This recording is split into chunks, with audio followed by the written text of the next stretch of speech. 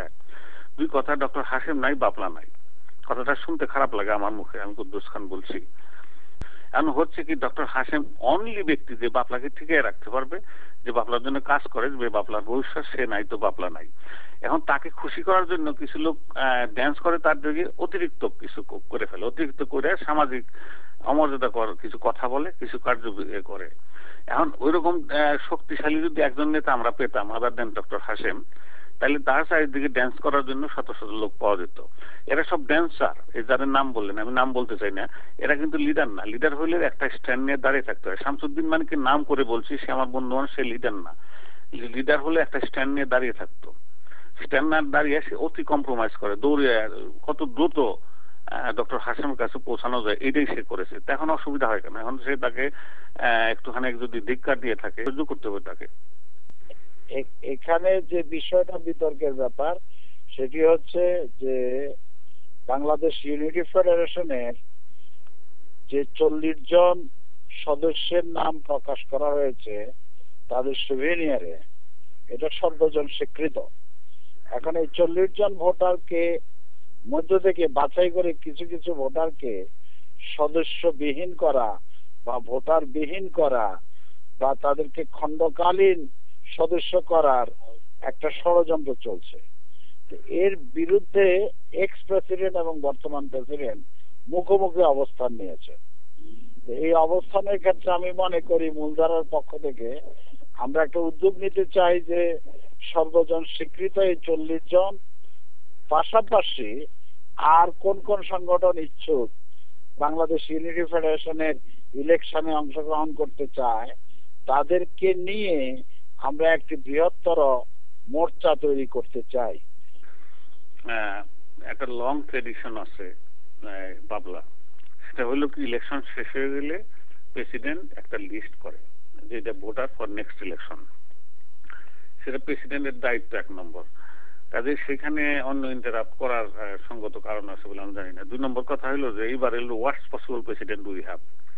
শামসুদ্দিন মানিক হলো তৈল মর্দনকারী প্রেসিডেন্ট। আমি তাকে বারবার বলেছি, সে কথা কইতে বুক কাঁপে, হাত কাঁপে, কারণ ডক্টর হাশেম বা অন্য যারা আছে বাবলার মধ্যে, তারা কিভাবে করবে, কিভাবে রিয়াক্ট করবে। তার উপরে কি আশা করেন আপনি? তাকে তো বাইরে করে দিচ্ছে, তার এতদিন বসছে, এটাই আমার কাছে।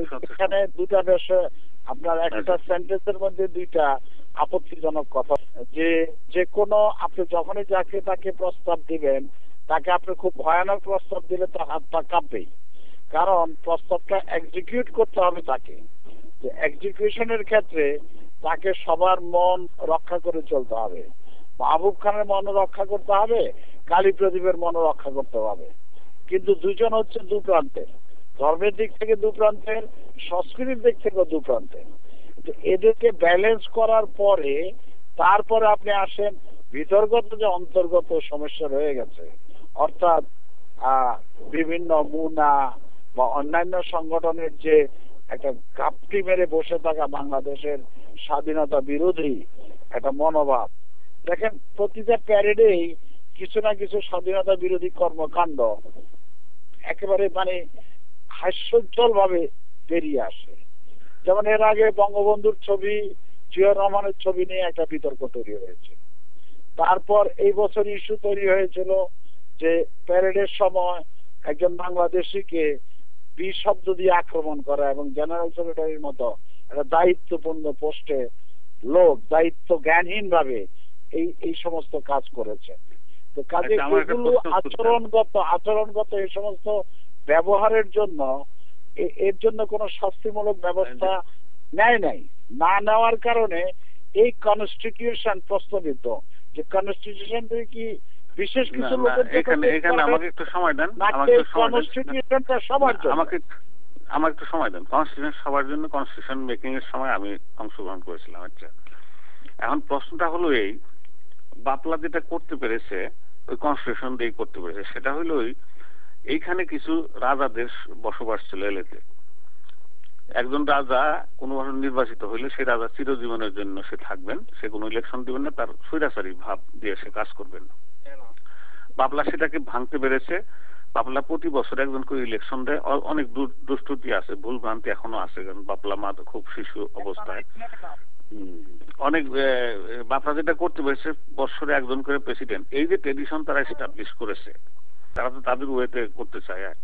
দুই কথা, ডক্টর হাশেম নাই, বাপলা নাই, কথাটা শুনতে খারাপ লাগে আমার মুখে। আমি কুদ্দুস খান বলছি, আমাকে বাপলা এক্সারসাইজ করেছে। ডক্টর হাশেম হলো বাপলার গ্লু, মাহবুব খান, ডক্টর হাশেম। তারা ভুল ভ্রান্তি যে করে না তা না, ভুল ভ্রান্তি করে। আর বিরুদ্ধে যে করবেন তাদের স্ট্যান্ড করার মতো লোককে কে দাঁড়াবে? এরা তো সব আধা পথে যে দৌড়। আমরা একবার আন্দোলন সৃষ্টি করে। হ্যাঁ, না, এখানে একটা প্রশ্ন রয়েছে যে গতকাল যেভাবে গেছে আগামীকাল এভাবে যাবে না। মানুষ উত্তরোত্তর ভালো করে, মানুষ ভালো করার স্বপ্ন দেখে এবং ভালো করার জন্য আন্দোলনটা হয়। ডেমোক্রেসি একদিনে বাংলাদেশে আসে নাই, ডেমোক্রেসি কোথাও একসাথে আসে না।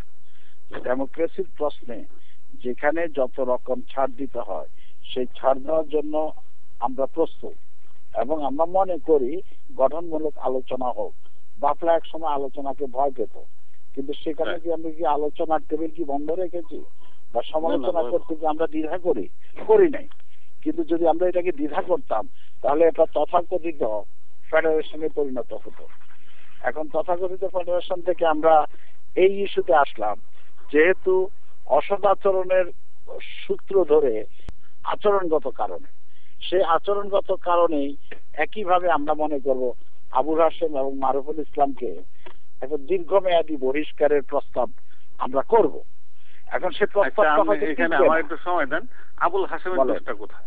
মাহবুব খান, আবুল হাশেম প্রকাশ্য মিটিং এ আবুল হাশেম যখন বলে প্রেসিডেন্টকে, রানিং প্রেসিডেন্টকে, who you are, what is that dialogue, তাই না?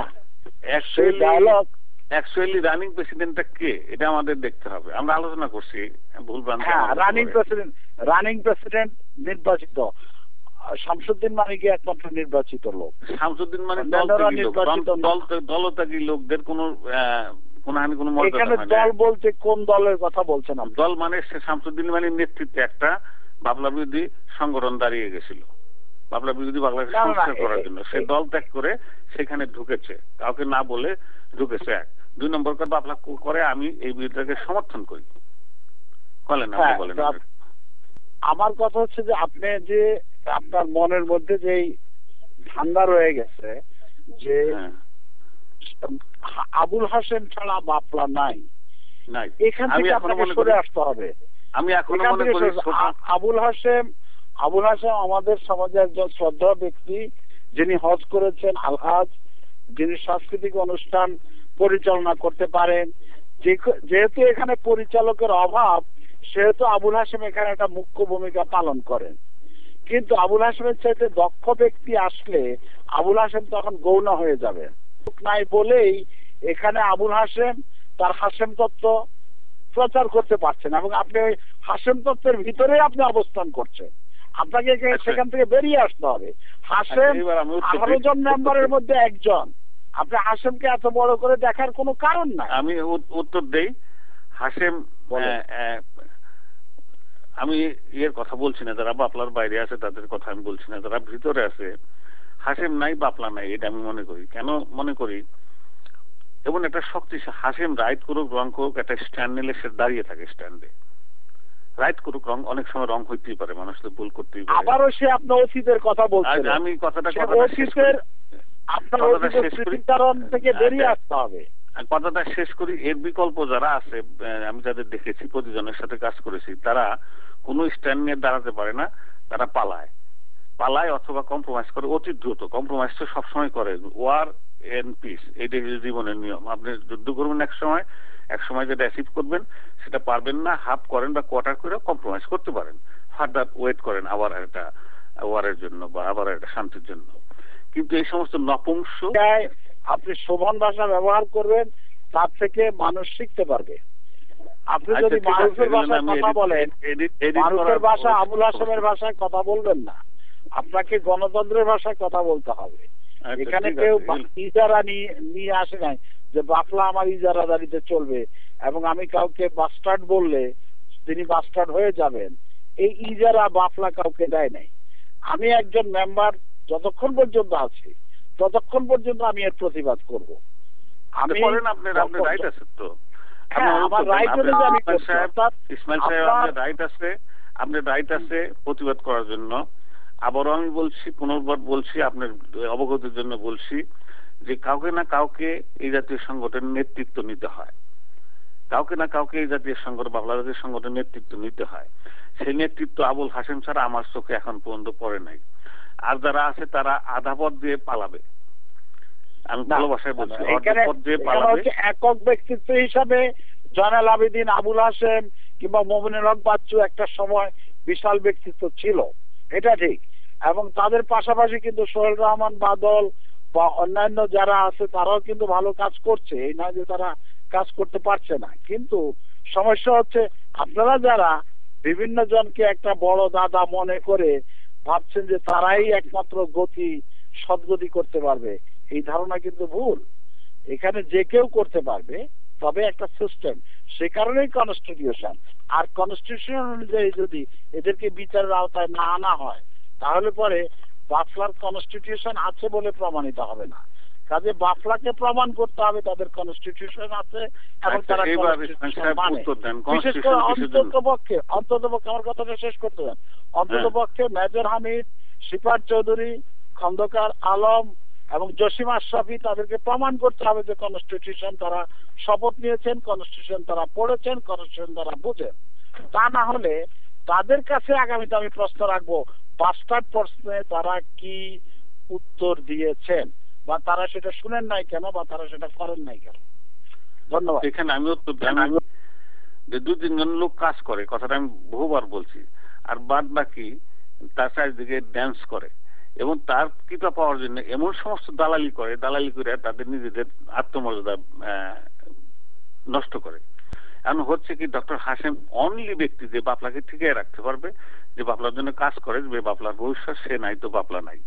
এখন তাকে খুশি করার জন্য কিছু লোক ড্যান্স করে, তার দিকে অতিরিক্ত কিছু করে ফেলে, অতিরিক্ত করে সামাজিক অমর্যাদা কিছু কথা বলে, কিছু কার্য করে। এখন ওইরকম শক্তিশালী যদি একজন নেতা আমরা পেতাম আদার দেন ডক্টর হাশেম, তাহলে তার চারিদিকে ড্যান্স করার জন্য শত শত লোক পাওয়া যেত। এরা সব ড্যান্সার, এই যাদের নাম বললেন, আমি নাম বলতে চাই না, এরা কিন্তু লিডার না। লিডার হলে একটা স্ট্যান্ড নিয়ে দাঁড়িয়ে থাকতে হয়। শামসুদ্দিন মানিকে নাম করে বলছি, সে আমার বন্ধু, সে লিডার না। লিডার হলে একটা স্ট্যান্ড নিয়ে দাঁড়িয়ে থাকতো। স্ট্যান্ড না দাঁড়িয়ে সে অতি কম্প্রোমাইজ করে, দৌড়ে কত দ্রুত ডক্টর হাশেমের কাছে পৌঁছানো যায়, এটাই সে করেছে। এখন অসুবিধা হয় কেন? এখন সে তাকে একটুখানি যদি ধিক্কার দিয়ে থাকে, বাপ হিসাবে সেটা সহ্য করতে